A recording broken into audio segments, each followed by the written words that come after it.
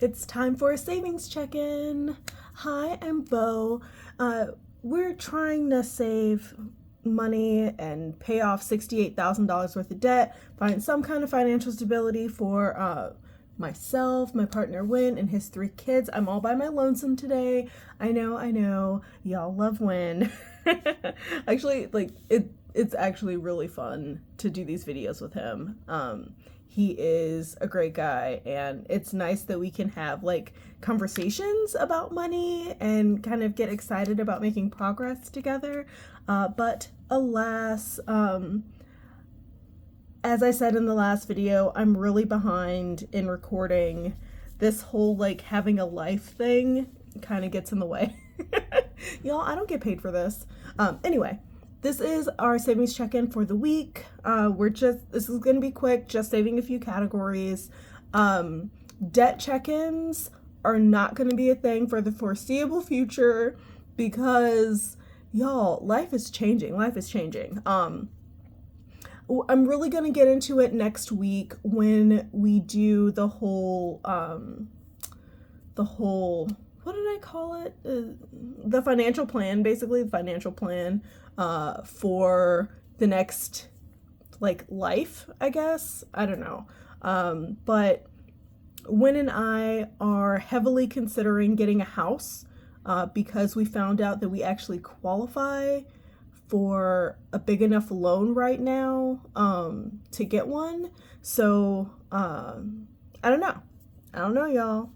Thinking about it real hard. We're getting documents together. It's very exciting, but all that to say, debt check-ins are essentially going to be on pause until we know whether or not we're going to get a house and we get one, because all the extra money is going to be saved in the emergency fund, because I don't have a fund specific to saving for a house because we had planned to get a house in 10 years.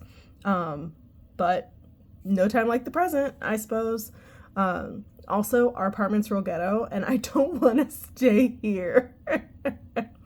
Y'all, it's real ghetto. Like, we had to replace the lock on a door. Like, we had to replace the doorknob because the doorknob was, like, falling off. And the landlord kept saying he was going to get to it. Y'all, the ghetto. Okay, onward. So, for his wedding, we're getting married this Halloween. We're getting married in October 31st. And we are saving, Win is saving for our wedding. So 146 this week. So 146 plus 2355 that was already added this school year is 2501. And then we divide that by how much each of these little hearts is. Each heart is $80. So divide by 80 is 31. So we are coloring up to 31. So this is 27, 28, 29, 30, 31. So we get to color too. It's very exciting. Y'all, I'm sorry. I keep kind of like going back and forth between saying we and I. When I say I mean we. Let's be real. Win and I, even when we don't record together, we talk about this stuff together as part of like our normal conversations when stuff comes up. So like, this isn't a mystery to him. Like, he has input. Including on which trackers we use for things.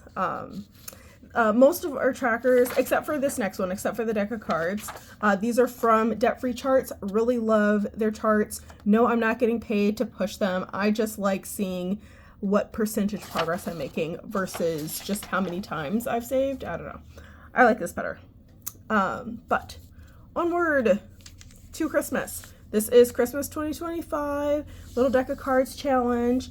I call it pulling Christmas cards, and it's Nightmare Before Christmas themed. So we are pulling 2 cards. This is not stopping even though we're getting a house, because Christmas is still gonna come every year, y'all. Christmas don't care. Okay, so I'm gonna pull 2 cards because we want this $500 to be saved by June. So there's 1 and 2. 2 cards. Let's see what we have. Oh, we have 19. And we have a little pumpkin, a little jack-o'-lantern face, and a little spider webby. Okay, so 10 and 9 of diamonds. Just gonna color those in real quick. And don't mind me coloring outside the lines. I promise I passed kindergarten. Okay. It's fine. It's fine. Okay.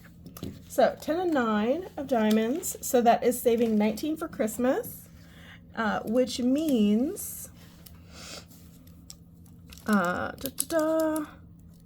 since we have a total of 437 for my savings, so 437 minus 19, so 418 is going to insurance for me, which is the next category. And y'all, this is a beefy goal. This is a beefy goal. $4,269 for insurance for 2025. Y'all, so expensive. So expensive. This is renter and car insurance for me. So how'd I do that? Okay. I already forgot. 437 minus 19. So 418. 418 is being added to insurance. And yes, I have already recorded the budget video, obviously, before doing this one. So the numbers will be adjusted so that goals still get met. It's fine. Everything's fine.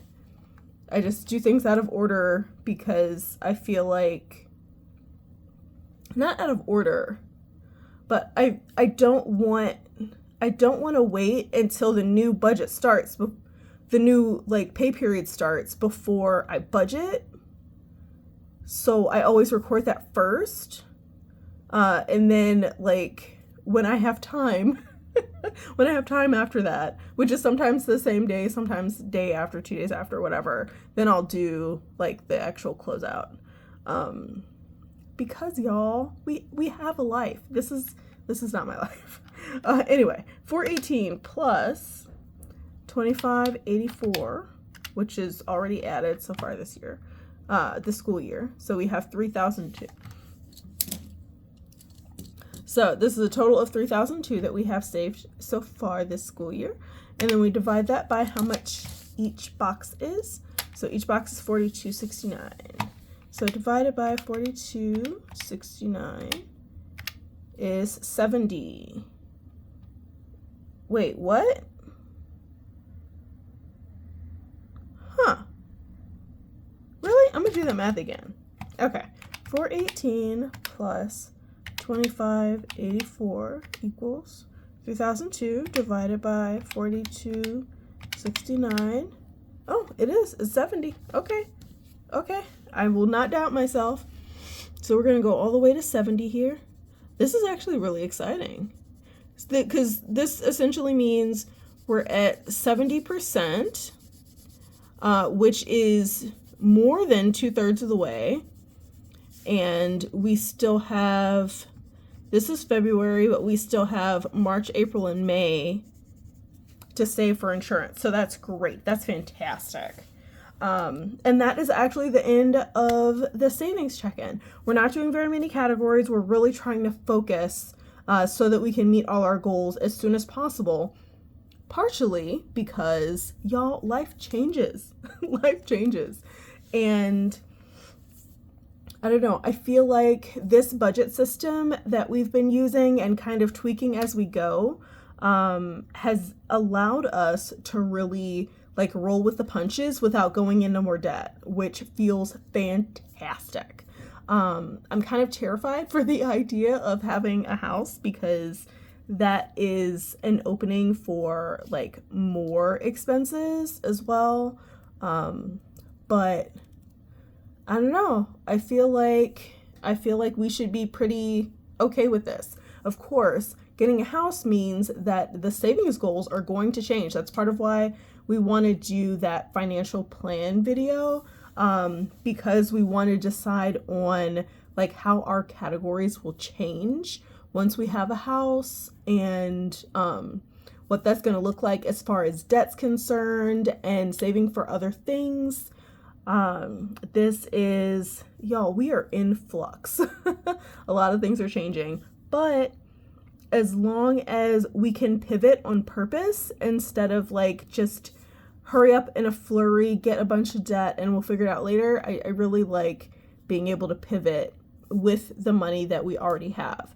Because when it comes down to it, like all these savings categories, like all these are great, but like all this money, even though like I have the numbers of what's saved under each category, it's really just me and one savings accounts. Like the money's just there in the savings account. Like we can technically use that money for whatever we want.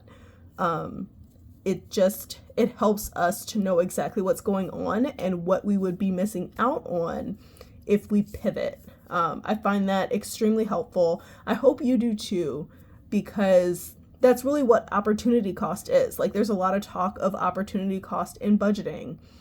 And that's really like, what are you taking money away from to get the thing that you want, like in the moment? And if we get this house, when we get this house, like let's be real, we're getting a house. But when we get a house, that is a significant expense, like off the bat. So we need to sit down and figure out exactly where that money is going to come from, and what we're going to do to build our money back up, and also start paying down debt again, and also start investing. Y'all, there's a lot happening, and I feel like we're kind of behind in life, just like we're behind in videos. But I don't know, I feel like we're moving in the right direction, and this budgeting system is helping a lot with that. So if you were on the fence on whether or not you wanted to try like savings tracking or budgeting or anything like that, y'all do it. Do it for yourself. Do it for your kids. Do it for the people who you have borrowed money from in the past. Do it so that you don't have to borrow money again. Do it. It's so important. I love you so much. Never forget that you deserve financial stability. And sometimes that means pivoting and buying a house. And I hope you have a great day on purpose. Bye.